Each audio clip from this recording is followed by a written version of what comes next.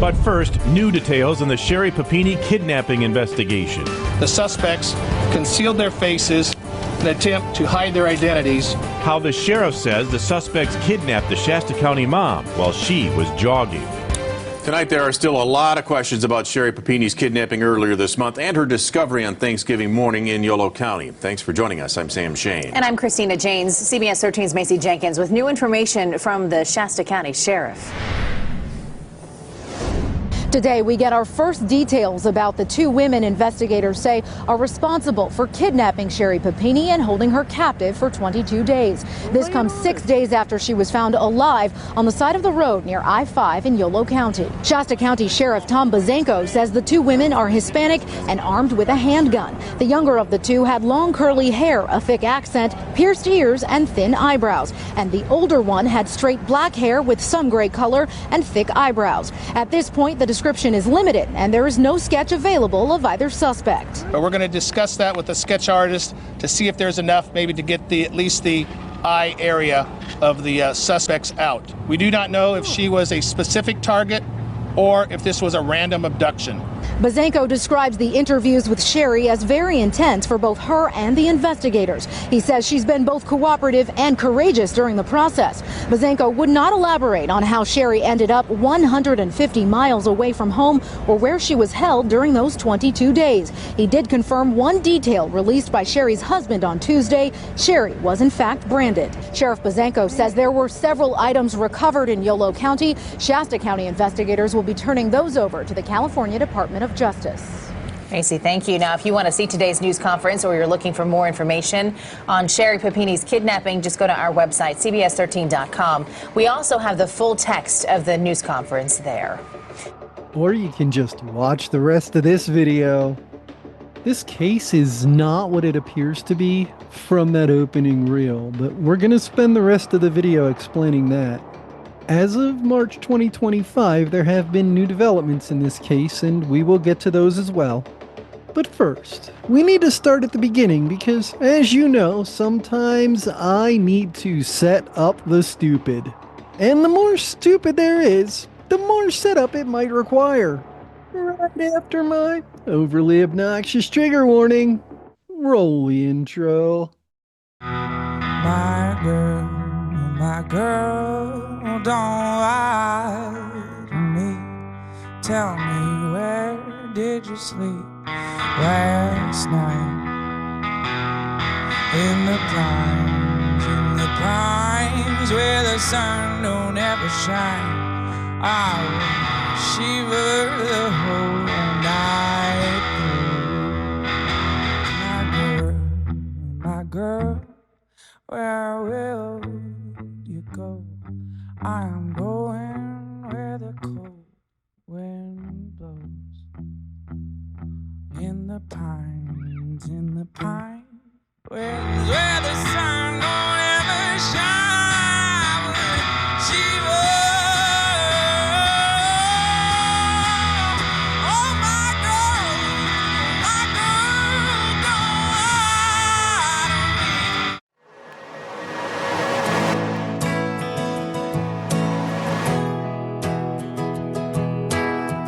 me. Sherri Graeff was born on June 11th, 1982.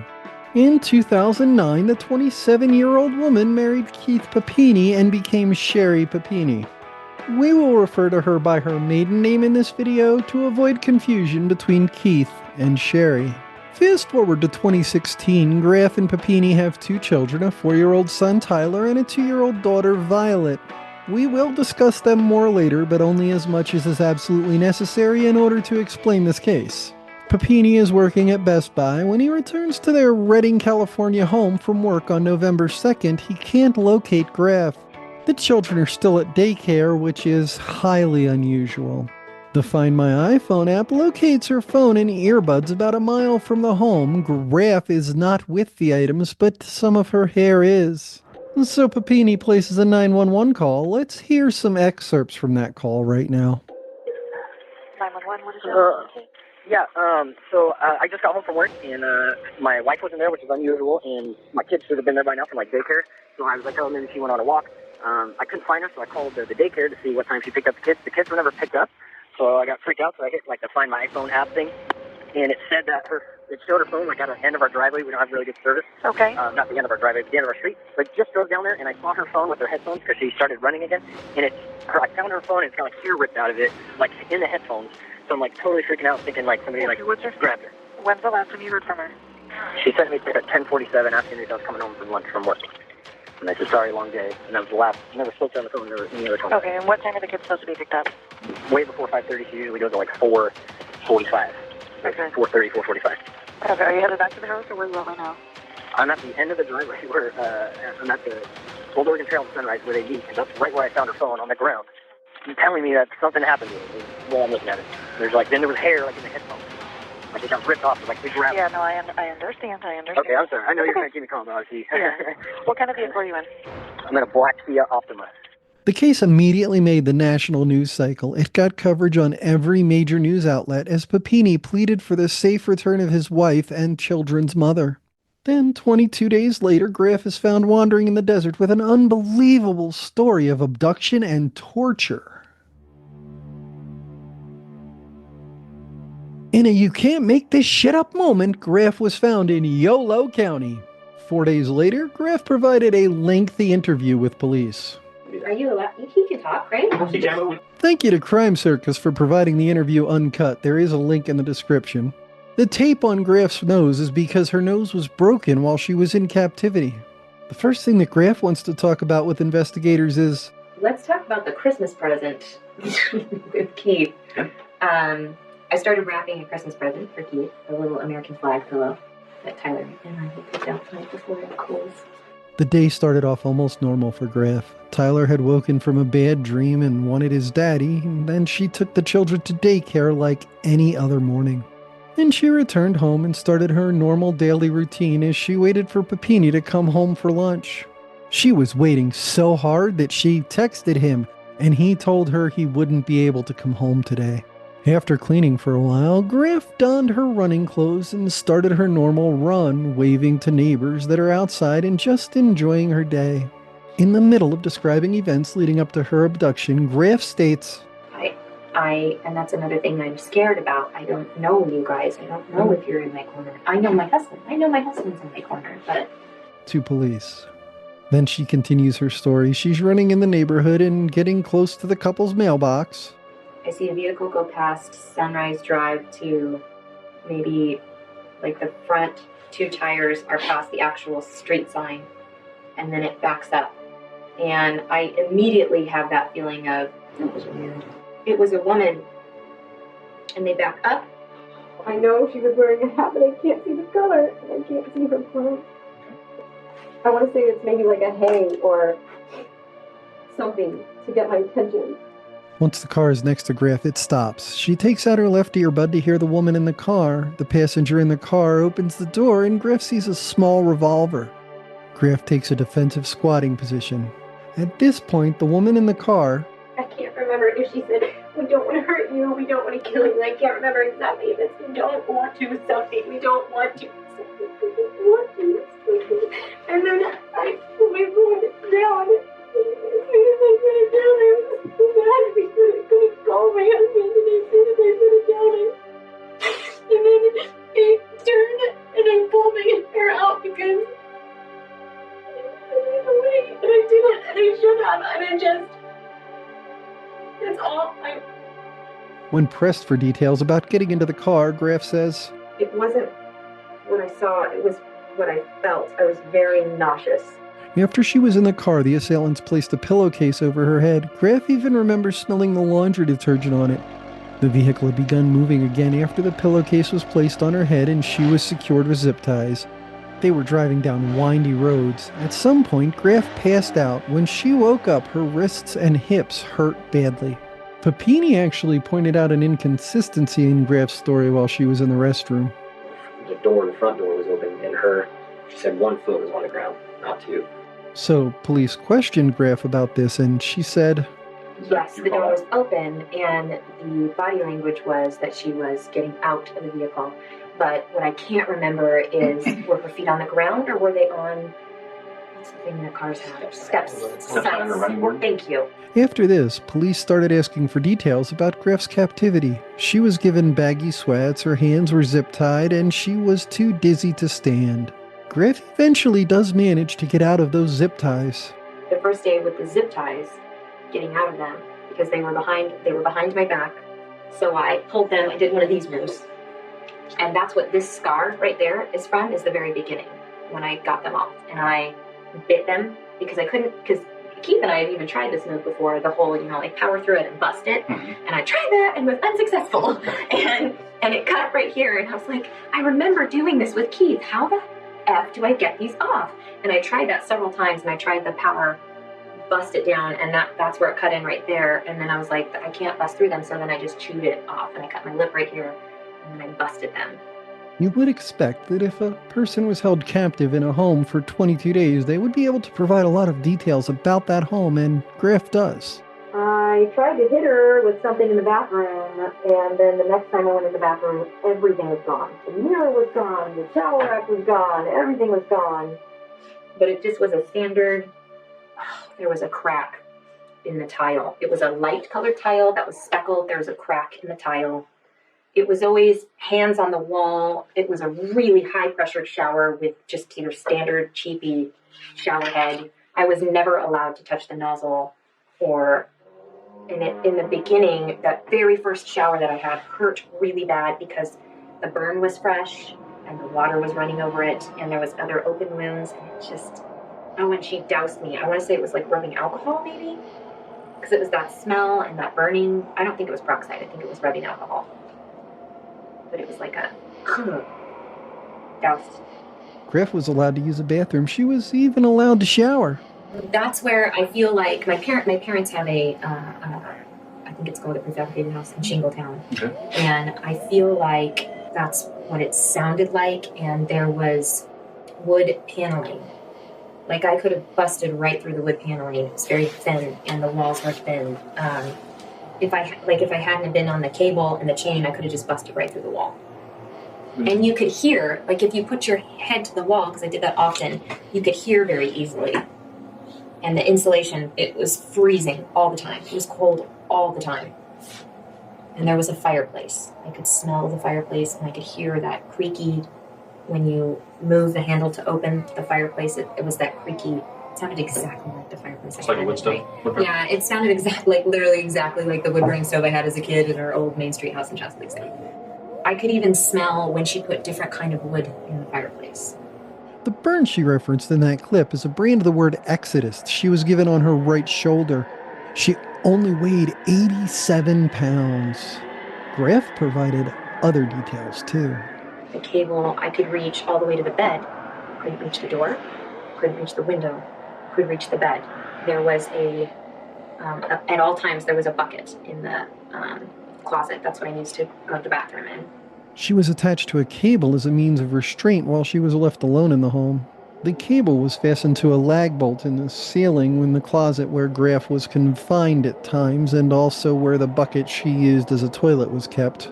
Eventually, Graeff was released from her captivity and let out of a vehicle not far from where she was found.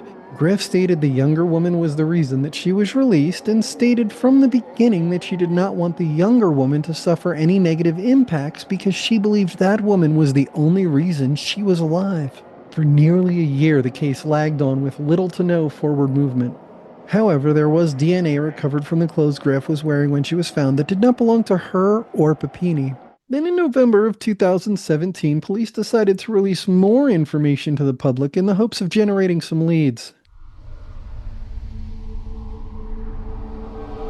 1 year after Graeff's initial abduction, police were still struggling to find leads in the case. Officials cite many reasons for the troubles generating leads, not the least of which is Graeff's incomplete memory of the incident. Police report meeting with the couple weekly during that entire year, but information about the abduction came out in bits and pieces as Graeff was able to remember parts of it. When authorities announced they would be releasing more information, Papini espoused hopes of the information leading to a swift capture of his wife's kidnappers. He also pleaded for privacy so that the couple and the children could continue recovering from the ordeal. That's when police released Papini's 911 call that you heard excerpts from earlier. They also released information that both male and female DNA had been found on the clothes she was wearing as well as on Graeff's skin, which seemed to be in direct conflict with her continued claims that throughout her captivity, Graeff had only been in contact with 2 Hispanic women. Additionally, police released sketches of the 2 women as well as physical descriptions of both women. Police also informed the public that Graeff had been texting with a man she had known for years in Detroit about meeting while he was in California on business just days before her disappearance, and that they had spoken to this man and ruled him out as a suspect after administering a polygraph. Professional investigators noticed several problems with this case. First, they don't think it was committed by professional kidnappers or a sex trafficking ring because of the way she was grabbed and then released. Second, there didn't seem to be a motive, no ransom demands, no sexual assault, not someone she knew, none of the normal motives for abduction apply. Finally, Graeff's iPhone was found neatly placed on the ground with her earbuds rolled neatly on top of it. But there was hair tangled in the earbuds like they had been ripped from her person. The Reading mayor, Misty MacArthur, met with the couple privately in her home shortly after Graeff was found. MacArthur stated, "Graeff was beaten to a pulp. You don't do that kind of thing to yourself. I absolutely believe she was kidnapped." Police promised to continue investigating this case until they had someone in captivity for these crimes. At this point, Graeff had already been accepting money from Victims' Resources Funds in California, which was used to provide psychological care for herself and her family. Graeff also continued to accept this money until 2020, which, as you might imagine, required that she mail documents to these organizations. Then in 2020, Graeff and Papini were interviewed on camera. On August 13, 2020, Graeff and Papini voluntarily reported to the Shasta County Sheriff's Office to be interviewed by FBI investigators. At the beginning of the interview, the investigators state, "All we want is truthful statements because it's a crime to lie to federal officers." Wow, yeah. Remember that. It will be very important later. Thank you to ABC10 for making this footage available. Then investigators hit Graeff and Papini with this. But recently, we found a familial DNA hit. So what that does, it just tells us it came from a certain person. So like the mother or the father or a son or an uncle or however that is, it just hits that like somewhere in this family tree is where the DNA comes from. As you might imagine, this led investigators to start working on that family tree to see if they could match the DNA to a specific person. Investigators show the couple a photo and ask if anything looks familiar. Graeff doesn't remember anything, but Papini says, "To me, I see a table there that somewhat looks like something you described to me in the past, and I see wood paneling." Investigators immediately follow the revelation by showing Graeff a photo she provided in 2017 of a table similar to the one she was placed on to be branded. This seems to jog Graeff's memory, at which point investigators reveal that their photo came from Facebook, which means it's attached to a specific person. Investigators show Graeff a photo lineup and she identifies suspect 3 as a potential match to one of her abductors. Investigators then ask Graeff to remind them what the younger assailant did to her.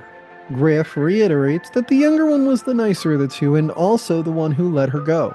Investigators show Graeff a photo of the closet she described to them in 2017. Investigators show Graeff some other photos of the house the closet was in, and Graeff states, "It's pretty, excuse my language, it's pretty fucking similar." Investigators asked Graeff to describe the bathroom she had used while she was in captivity again.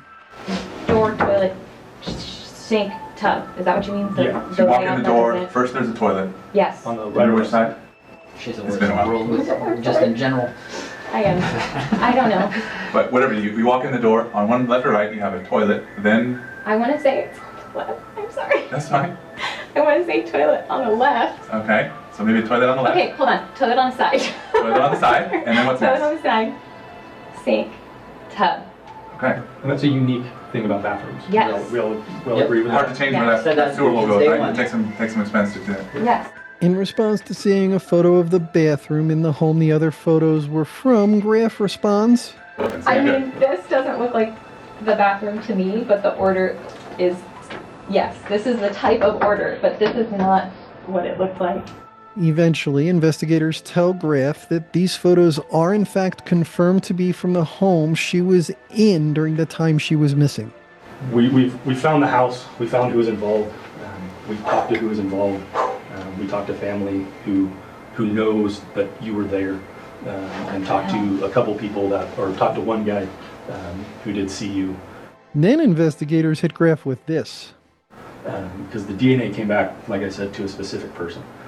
That specific person told us very specific things. His family then told us specific things. So if we can talk with Keith or without Keith here, what would you like? And here comes the dumb. If you're ever part of a police investigation and the interrogators ask you if you want your significant other to leave the room, just say yes. You can explain it to your significant other later. Graeff doesn't do that. Matter of fact, investigators give her an inordinate amount of time to make a decision and even leave Papini and Graeff alone in the room for a while to discuss it. After just over 12 minutes of hemming and hawing, 12 minutes of Graeff repeatedly stating that she doesn't want the younger woman to get into trouble, and investigators repeatedly stating that the younger woman is not going to be found, investigators finally make the decision for Graeff and state. The DNA came back to James Reyes. James Reyes is Graeff's ex-boyfriend from before she met Papini. Not only did police have a DNA match to Reyes, but he told a very different story than Graeff, and so did his brother. Graeff could describe the room because she stayed in it willingly for days in the dark. The rash on Graeff's arm was from a reaction to cleaning supplies she used to clean the house. Graeff and Reyes did not engage in sexual activity while she stayed there. Graeff knew she was caught and came clean, right? No, there's no way. It's James. That's right, she continued to deny what happened, and the reason the investigators started the interview by getting Graeff to retell several lies is so they had current evidence of her lying to authorities. What's that? We were friends. There's no way. And he came and got you because you asked him. Graeff claimed that the last time she had contact with Reyes was years before this. It's him. There is no way. It's him. It is. The DNA tells us that it was his DNA on you. The DNA alone says it's him.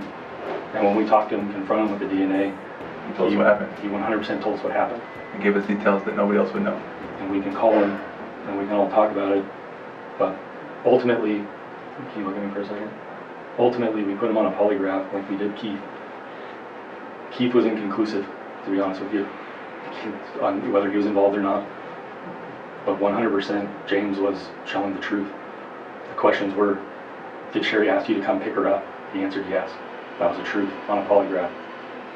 We asked him if the two of you ever had sex. The answer was no.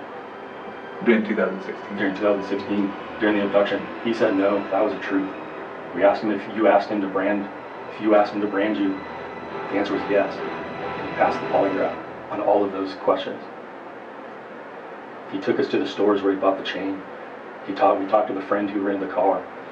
The car that he rented drove over 900 miles in a day on the drop-off point. Turns out Mayor MacArthur was wrong. Papini had beaten herself to a pulp with the help of a friend. But what about the broken nose and the brand? The reason why your nose got broke is because you held the hockey stick to your face and he forced it into your nose. The reason why the brand is in a straight line is because he did it. He described exactly where it was. He told us exactly how he did it, where he did it, how he did it. Only you and I and maybe 5 other people know where the brand was. He told me immediately. Maybe the DNA was old. And the DNA on you was still a vibrant piece of DNA. 10-year-old DNA dies. At this point, Graeff comes clean, right? So James is involved, but I don't... James picked you up. You called James to pick you up. You mailed him a letter with your address. You used a burner phone to call another burner phone for James to come and get you. At this point, Graeff backpedals on what she literally just told investigators and admits to calling Reyes since she's been married. Investigators remind Graeff that lying to them is a crime and give her another chance to come clean while they continue to unload details from Reyes on her. At which point, Graeff actually says something intelligent. I think we need my lawyer. Look how Papini reacts at this point. Shoulders like, who does that? Who told us? A couple minutes later, we actually get to see a marriage end. Can I talk to you outside real quick? Or late? That's fine. Keith's gonna wait on day. Investigators continue to question Graeff. They go so far as to tell her if she had a valid reason to leave and hide, it will change the outcome. They start to tell Graeff about the text she sent to Reyes. James said you had your jaw broken by him, and that's why he came and got you, because you were in an abusive relationship. I love my husband. So, were you in an abusive relationship with him? Apparently, that's not the only time Graeff lied about Papini being abusive. Where there was an incident at a party that you got heard playing, like, I don't know, Wii or Pictionary or something, and then you told other friends that Keith heard you. Has Keith ever been abusive towards you? We are not talking about my husband. I love my husband. Investigators continue to explain the evidence they have to Graeff in an attempt to get her to be honest. Investigators repeatedly remind Graeff that lying to them is a crime, and she sticks to her story. Just to prove she is completely incapable of understanding the sheer amount of doo-doo that she is in, Graeff states, I do not want anyone to get in trouble. Well, you're going to get yourself in trouble at this point. That's where we're at. Eventually, Graeff lawyers up. At that point, investigators end the interrogation. Then Papini comes back into the room and says, I'm an idiot husband that stayed around the whole time. Do you think I want her anywhere around my kids or around me at all at this point? If I don't want her in my house tonight, what options do I have? I'm not completely sure why, but it took 2 more years for charges to actually be brought against Graeff. Finally, on March 3rd, 2022, Graeff was taken into custody and charged with making false statements to police and over 30 counts of mail fraud. It took 6 weeks for Graeff and prosecutors to arrive at a plea deal. Graeff pleaded to making false statements and 1 count of mail fraud. The remaining counts of mail fraud were dropped. This is when Papini filed for divorce. Graeff's sentencing was in September of 2022. Graeff admitted to the hoax and took full responsibility for the disappearance and its aftermath. Her lawyer offered evidence of mental disabilities as a mitigating factor. Graeff was sentenced to 18 months in federal prison and 36 months of supervised release. Graeff served 11 months and then was released to a halfway house, which she has since been released from. Since her release, Graeff has had monthly supervised visits with her children, which brings us to 2024. In June, Hulu released a limited series titled Perfect Wife, in which Papini and other family members finally told their side of the story. In order to keep this video to a reasonable length, I'm not including details from that documentary, but you really should give it a watch. After that, Graeff filed for additional visitation with her children and to block the children from seeing the Hulu documentary. Papini filed for full sole custody of the children.